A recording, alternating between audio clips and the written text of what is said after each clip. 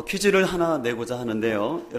여러분이 알고 있는 시계 중에서 부품이 가장 많은 시계와 반대로 가장 적은 시계는 무엇이라고 생각할까요? 부품이 가장 많은 시계, 반대로 가장 적은 시계. 한번 생각해 보실까요? 답을 말한다면 바로 모래시계와 해시계입니다.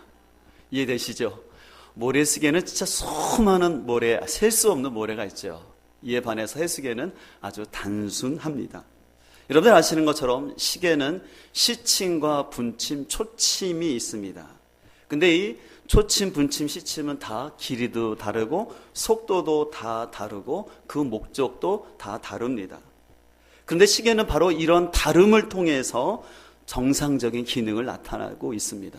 만약에 시침과 분침이 같은 길이와 같은 속도로 움직인다면 그것은 더 이상 시계가 아니라 고장난 쓸모없는 시계가 될 것입니다. 그래서 시계는 어떻게 보면 다른 길이, 다른 속도를 통해서 존재의 목적을 달성한다라고 얘기할 수 있습니다. 이런 차원에서도 교회라는 어떻게 보면 예수 그리스도 안에서 각기 다른 다양한 사람들의 모임이라고 할 수 있습니다. 그래서 교회 안에는 성격이 급한 사람이 있는가 하면 느긋한 사람이 있고요. 또한 감정적인 사람이 있는가 하면 이성적인 사람이 있고, 또한 표현을 직설적으로 하는 사람이 있는가 하면 돌려서 말하는 사람, 또 많이 배운 사람도 있고 그렇지 못한 사람, 또 생활의 형편이 넉넉한 분이 있는가 하면 그렇지 못한 사람도 있습니다. 그러다 보면 어떨 때는 나와 다른 사람으로 인하여서 불편하고 속상할 때도 있습니다. 그러나 우리가 한 가지 꼭 기억할 것은 우리가 서로 다르기 때문에 교회는 더욱더 건강해지고 성숙한다는 사실을 우리는 꼭 기억해야 합니다.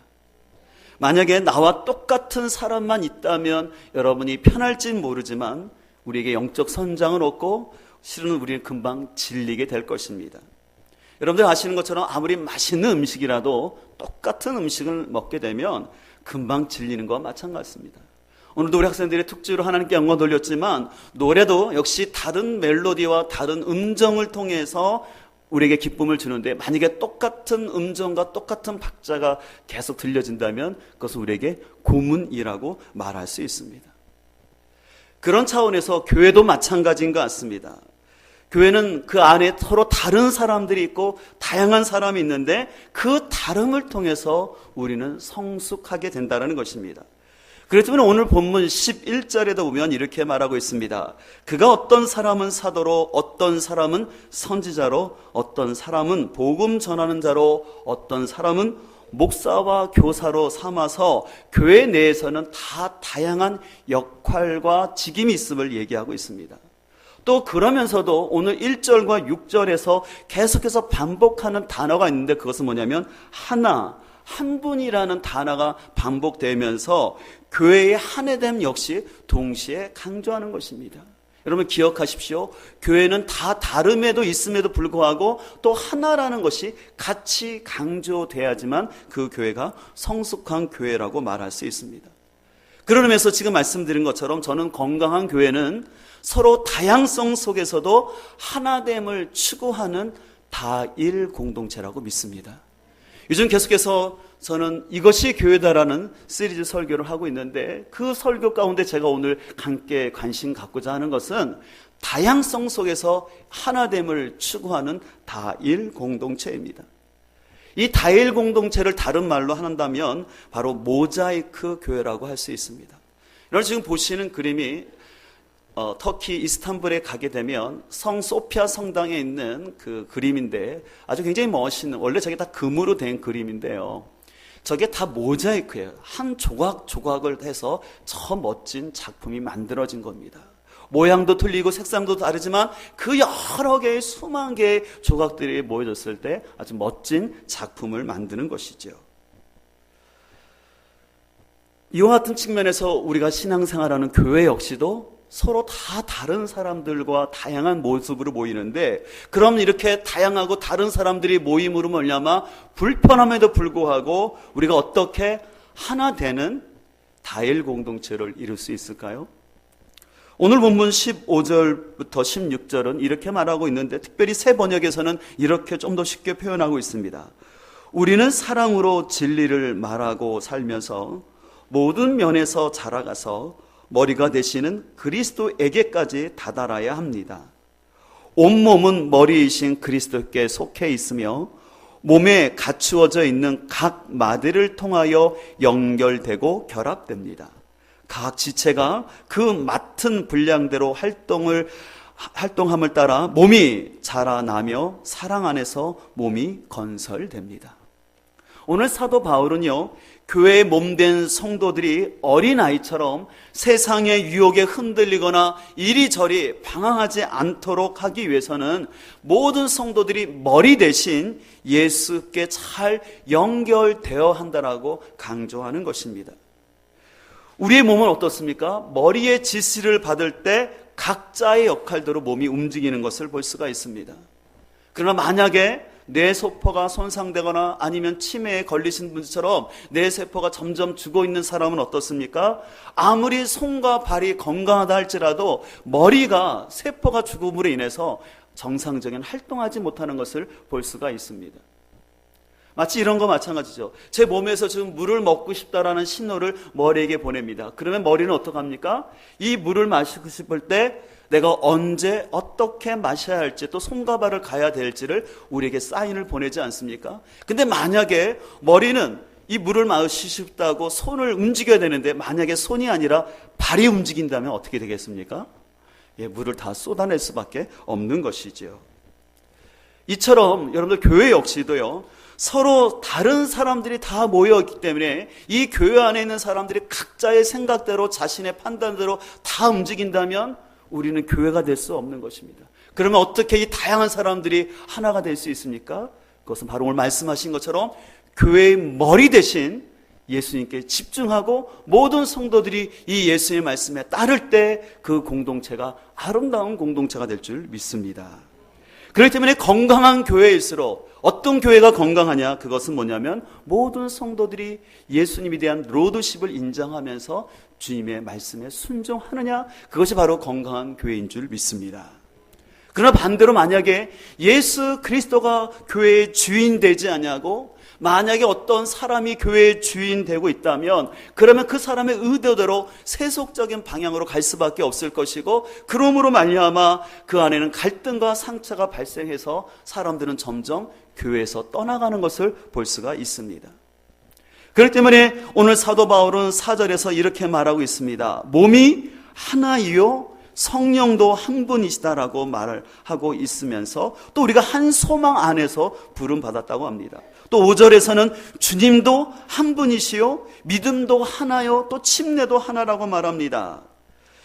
또 6절에서는 하나님도 한 분이시기 때문에, 그리고 그 하나님의 만유의 아버지시기 때문에 그 만유 되시는 그 하나님의 통치를 받을 때 우리가 건강한 신앙생활을 할 수 있음을 강조하고 있습니다. 근데 여러분들 어떻습니까? 만약에 우리가 이런 만유의 주 되신 하나님의 통치를 받지 아니하고 서로 성장 배경과 또한 인생의 가치관이 다른 사람들이 이 하나됨을 이룬다는 것은 결코 쉬운 일이 아니지요. 제가 얼마 전 지금 차고 있는 이 시계를 차게 됐는데, 제가 스마트폰을 사용한 이후부터는 거의 시계를 안 차게 됐는데, 아주 얼마 전에 우연한 기회에 제가 이 시계를 얻게 되었어요. 그래서 이 시계를 얻은 다음에 제가 사진 하나를 보여드릴 텐데요. 저희 친구들과 함께 기념사진을 찍었어요. 제가 어떻게 이 시계를 찾게 된지 말씀드리는데, 저 사진 중에 가운데 있는 친구가 뉴질랜드에서 온 선교사입니다. 그래서 저희 3명, 또 1명이 더 있는데, 저희는 신대 온 동기였고, 그 중에서도 저희가 백학목회라는 기도 모임이 있어서 아주 절친하게 지내던 친구 관계였습니다. 근데 이제 가운데 있는 친구가 실은 저랑 같이 박사과정을 공부하고 있어서 이번 겨울에 들어왔어요. 그리고 겨울에 들어왔다가 지금 맨 앞에 보이는 천안에 있는 친구랑 같이 천안에 있는 어떤 곳에서 만났어요. 근데 만나기로 했는데 그날따라 이 친구가 또 늦게 오는 것입니다. 그래서 한참을 기다렸는데, 한참 기다린 다음에 이 친구가 늦은 식사를 했는데, 이 친구가 갑자기 우리가 커피 마시러 가자니까 아이 쇼핑을 가자는 거예요. 그래서 할 수 없이 그냥 그 친구 따라 끌려갔는데 뭐 오랜만에 온 선교사니까 그 말을 들어줬지요. 저희가 따라가게 됐는데 그 친구가 갑자기 우리를 어디로 인도하냐면 이 시계 코너로 데려가는데 자기가 실은 미리 보고 왔다라는 거예요. 그러면서 우리가 우정을 기억하는 의미에서 시계를 같이 찾아고, 그래서 이 선교사인 친구가 돈도 없을 텐데 자기가 이걸 부득불 계산하겠다고 이게 시계를 사서 우리 젊은 사람들이 말한 것처럼 흔히 인증샷을 이렇게 찍게 되었습니다. 근데 이 가운데 있는 이 뉴질랜드 이 선교사 친구는요, 저하고 성격이 참 틀려요. 이 친구는 굉장히 점액질입니다. 그래서 말도 느리고 행동도 참 느긋해요.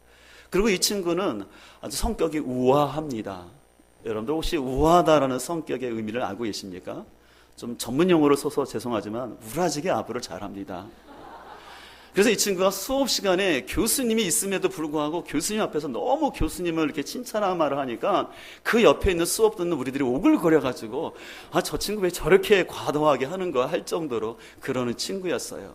근데 저는 굉장히 약속 시간을 중요하게 여기고 어떤 게 있을 때 핵심을 바로 말하기를 좋아하는데 그 친구는 한번 말하려면 뜸을 한참 걸리고 천천히 얘기를 해요. 그래서 참 많이 답답할 때가 있어요. 실은 저번에 이제 박사과정 수업이 끝난 날 금요일이었는데 이 친구가 갑자기 수업 중에 자기를 좀 터미널까지 데려다 줄 수 있냐고. 당연히 친구니까 그렇겠다고 얘기했죠. 근데 이 터미널을 가는 중에 또 이 친구는 갑자기 자기가 급히 은행 볼 일이 있다고 특정한 은행을 가자라는 것입니다. 너 어떡합니까? 선교사 친구인데. 그러니까 그 친구를 위해서 데려갔지요. 근데 은행에 갔는데, 그래서 저는 지하 주차장에서 가고 그 친구는 빨리 일 보고 오겠다고 하는 거예요. 근데 이 친구 30분이 지나도 연락이 없는 거예요. 그래서 전화를 했더니 손님들이 많아서 좀 시간이 걸린다면서 무려 1시간을 지체하는 거예요. 저는 그날이 금요일 때문에 빨리 와서 금요 성령 집회 설교 준비도 하고 교회 사역도 해야 되는데 이 친구 1시간씩이나 이렇게 거기서 딜레이를 하니까 제가 속에서 화가 나는 거예요. 아니 이 친구가 나를 어떻게 생각하고 이게 나이 이렇게 함부로 대하지? 라고 좀 속상한 마음이 있었습니다. 그러다 어떡합니까? 선교사인데.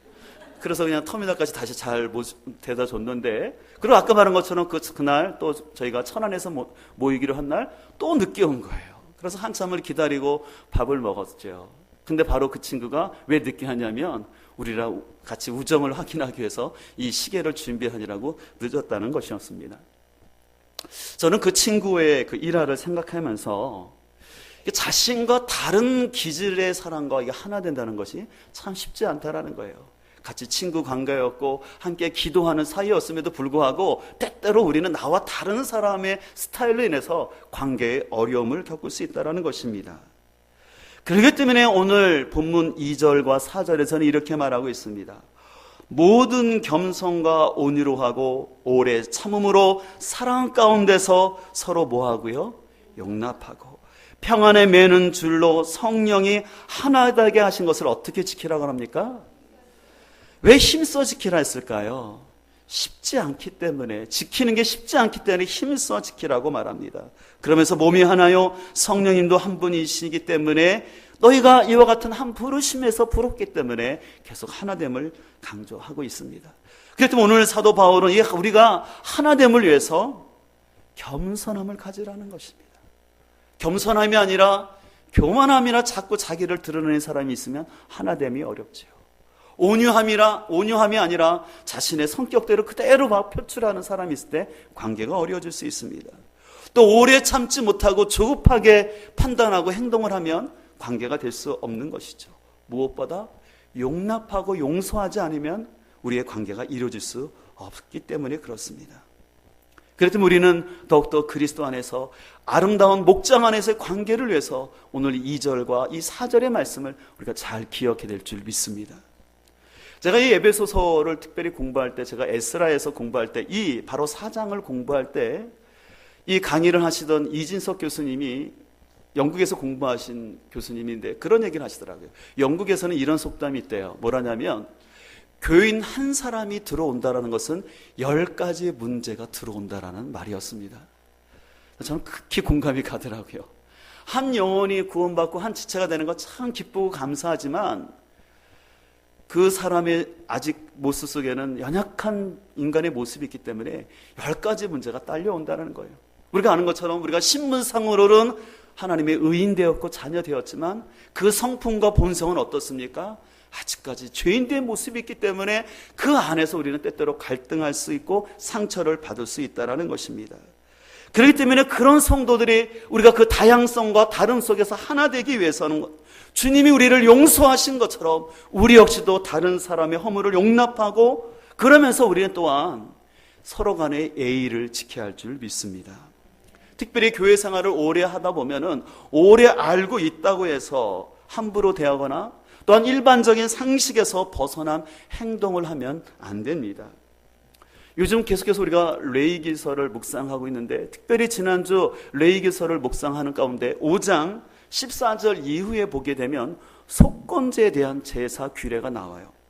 이 속건제를 다른 말로 하면 배상제라고 합니다. 이 배상제는 어떤 의미냐면 만약 어떤 사람이 하나님과 타인에게 큰 죄를 범하여서 손해를 끼쳤다면 그 손해에 끼친 금액의 5분의 1을 더하여 드리는 것입니다. 예를 들어서 제가 어떤 분에게 잘못해서 100만 원어치의 손해를 끼쳤어요. 그럼 얼마를 드려야 될까요? 20만 원을 더해서 120만 원을 그 사람에게 배상을 하는 것입니다. 그렇기 때문에 이 속건제는요, 제사라는 의식보다는 경제적 배상에 포인트를 두고 있는 것입니다. 그렇기 때문에 이 속건제의 교훈이 오늘날 우리에게도 필요한 것은 우리가 하나님에게나 타인에게 잘못을 했을 때 단순히 회개의 고백으로만 끝난 것이 아니라 직접적으로 우리가 경제적인 손해나 어떤 피해를 줬을 때는 찾아가서 대가 지불을 해야 된다는 것입니다. 그런데 그렇지 아니하고 우리가 이 용서의 은혜를 너무 쉽게 생각하여서 밀양이라는 영화에 나오는 것처럼 그냥 내가 예수 믿고 예수님이 내 죄를 용서해 주셨으니 내가 다른 사람에게는 더 이상 책임이 없다고 말하는 것은 아주 미성숙한 신앙이고 그건 참된 기독교가 아닙니다. 여러분들이 만약에 목장 모임을 하거나 또 그런 여러 모임 속에서 혹시 여러분의 자녀들이 목장 모임에 한 집에 가서 어떤 잘못을 했고 손해를 끼쳤다면 그냥 덮어주는 것이 아니라 내가 거기에 합당하게 배상을 해주는 것이 성숙한 모습이라고 할 수 있습니다. 그렇기 때문에 우리는 특별히 이 성숙한 다일 공동체를 이루기 위해서 여러분들이 친할수록 오래될수록 배려하고 예의를 지켜야 할 줄 믿습니다. 제가 아는 한 분이 계시는데 그분들은 학교에서부터 어려서부터 선후배 관계예요. 그리고 나이도 1살 차이밖에 안 돼요. 그러면 우리는 흔히 세상에 나오면 뭐 5살 차이는 맘먹어도 된다라는 식으로 함부로 할 수 있는데 그분들은 철저히 그렇지 않더라고요. 아주 참 좋은 모습을 제가 보는 것을 볼 수가 있습니다. 그러나 혹시 친하다는 이유로 말을 함부로 하거나 나이가 많다라는 이유로 아랫사람을 하대하듯한 말을 하는 것은 그 관계를 어렵게 할 수 있습니다. 저도 특별히 그 교회 안에서 또한 집 안에서 우리 함께 동역하는 전도사님들을 제가 꼭 님자를 붙여서 부릅니다. 저희 아이들도 잘 알고 있는데요. 제가 교회 집안에서도 얘기할 때 전사님들 헐칭할 때 꼭 님자를 붙여요. 제가 만약에 담임 목사라고 전사님들을 함부로 부를 수 없는 거죠. 왜 특별히 아이들 앞에서도 님자를 붙이냐면 바로 우리 전사님들은 우리 자녀들을 영적으로 돌보주는 멘토이기 때문에 그래요. 혹이라도 제가 그 전사님들을 함부로 평가하거나 함부로 말한다면 저는 가장 어떤 어리석음을 범하냐면 우리 자녀들의 멘토와 스승을 제가 죽이고 있는 거예요. 여러분들에게 그런 분들은 없겠지만 혹이라도 여러분들이 교회 가정 안에서 아니면 다른 사람과의 대화 속에서 여러분의 하나님께서 여러분의 신앙을 위해서 영적 권위자를 세우셨는데 그 권위자를 함부로 평가하고 함부로 말하는 것은요, 여러분의 영혼을 죽이는 거고 여러분의 자녀의 인생을 망치는 것이에요. 왜 그렇습니까? 집에 갔는데 부모님이 교육자들이나 전사님들을 함부로 말하는 것을 들을 때 과연 그 아이들이 집에 와서 아니 교회 와서 그 전도사님과 교육자들의 설교와 영적 지도를 받겠습니까? 그럴 리가 없죠. 그런 의미에서 우리는 참으로 성숙한 신앙을 가져야 할 줄 믿습니다. 요즘 우리 사회에서 갑질하다라는 표현을 많이 쓰고 있죠. 여러분 많이 들어서 알죠? 갑을 관계에서 어떤 권한이 있는 이 갑이 함부로 대하는 것이에요. 실은 지난주에도 우리나라의 아주 큰 대기업의 회장이 경비원에게 막말을 하고 폭행을 함으로 인해서 사람들이 사과를 하고 또 요청하고 막 그런 일이 발생했던 것을 볼 수가 있습니다. 여러분, 이런 일이 없어야 되겠지만 만약에 교회 안에서 갑질이 있다면 무엇이 있을까요? 마침 지난 4월 6일자 국민일보에 보니까 교회 내에서 나타나는 갑질을 다음과 같이 표현했습니다. 첫 번째는 뭐냐면, 등록하지 얼마 되지 않은 교인이 열심히 봉사하는 것을 보면 굴러 들어온 돌이 박힌 돌을 빼낸다 하면서 지시하는 것. 또 한 가지는 교회에도 마치 영화관이 있는 것처럼, 영화관의 지정석이 있는 것처럼 어떤 성도가 그 자리에 앉아 있으면 일어나세요, 이 자리는 제가 옛날부터 다녔던 자리라고 말하면서 언성을 높이는 것. 또 교회 안에서 청소년들이나 또 새가족들을 향해서 가르치듯이 함부로 막 말을 하는 태도. 또 하나는 우리 가족이 이 교회를 위해서 얼마나 많이 헌신하고 노력을 했는데 라고 하면서 자신의 생각이 절대 진리인 것처럼 교회를 자신의 뜻대로 하려고 발언을 하거나 행동하는 것, 이런 것들이 교회 안에서 나타날 수 있는 갑질이라고 말하고 있습니다. 그렇기 때문에 오늘 주님께서는 마가복음 10장 45절에서 이렇게 말씀하고 있습니다. 인자가 온 것은 섬김을 받으려 함이 아니라 도리어 섬기려 하고 자기 목숨을 많은 사람의 대속물로 주려 함이라고 말씀하고 계십니다. 이어서 사도 바울은 또한 사도 빌립보서 2장 5절 이하에서 이렇게 말하고 있습니다. 그렇기 때문에 너희 안에 이 마음을 품으라. 곧 그리스도의 마음이니 그는 근본 하나님의 본체시나 하나님과 동등됨을 것으로 취하지 아니하시고 오히려 자기를 비워 종의 형체를 가지사 사람들과 같이 되셨고 사람의 모양으로 나타나사 자기를 낮추시고 어디까지요? 죽기까지 복종하셨으니 곧 십자가의 죽으심이라고 말씀하고 있는 것입니다. 그렇기 때문에 교회의 진정한 하나됨은 교회의 머리 되신 예수님이 자신을 낮추시고 십자가에서 죽기까지 복종하신 것처럼 우리 서로가 서로를 낮추고 서로가 그리스도의 말씀에 복종할 때 진정한 다일 공동체를 이루게 될 줄 믿습니다. 여러분, 세상에서 가장 물을 많이 담을 수 있는 곳이 어떤 곳인지 아십니까? 옛날에 고 정주영 회장님이 그 얘기를 하셨는데, 가장 많은 물을 담을 수 있는 것은 낮은 마음이라는 것입니다. 가장 여러분 아는 것처럼 물은 어떻습니까? 낮은 곳으로 흐를 수밖에 없는 거죠. 가장 낮은 곳에 가장 물이 많이 고이는 것처럼 우리의 마음 역시도 낮고 내 마음을 넓힐 때 더 많은 사람을 담고 거기서 하나 될 줄 믿습니다. 그러나 반대로 우리의 마음이 높아지고 내 마음이 좁다면 그 틀밖에는 담을 수가 없는 것이죠. 그래서 저는 목회자로서 제가 기도하고 있는 것 한 가지가 있다면, 주님, 제 마음이 더 넓고 낮아지게 하소서.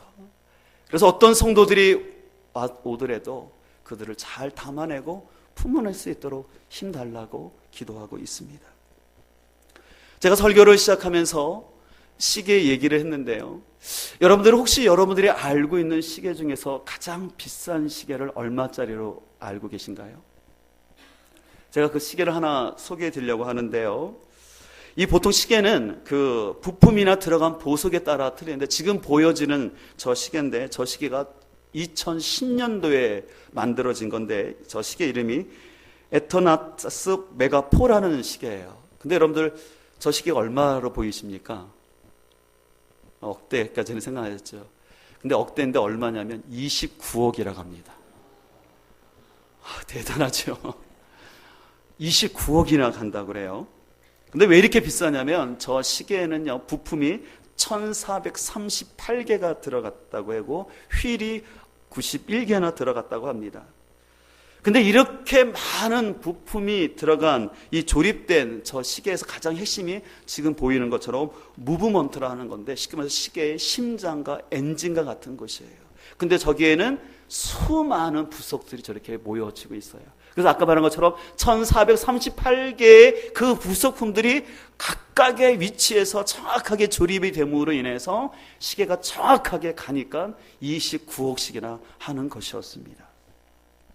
저는 저 시계를 생각해 보면서 우리 교회 역시 하나 되기 위해서는 바로 영적 무브먼트처럼 예수 그리스도가 그 중심에 있고, 우리 각 지체들은 1438개의 부품처럼 자신의 그 자리에서 역할을 다할 때 온전한 교회가 될 줄 믿습니다. 그렇기 때문에 이러한 사역을 위해서 오늘 본문 11절에 보면 하나님께서는 어떤 사람을 사도로, 어떤 사람은 선자로, 어떤 사람은 복음 전환자로, 어떤 사람은 목사와 교사로 삼으셨다고 말합니다. 삼으신 이유는 12절을 말하고 있죠. 이는 성도를 뭐 하기 위해서요? 온전하게 하여 봉사일을 하게 함이면서 뭐를 세운다고 합니까?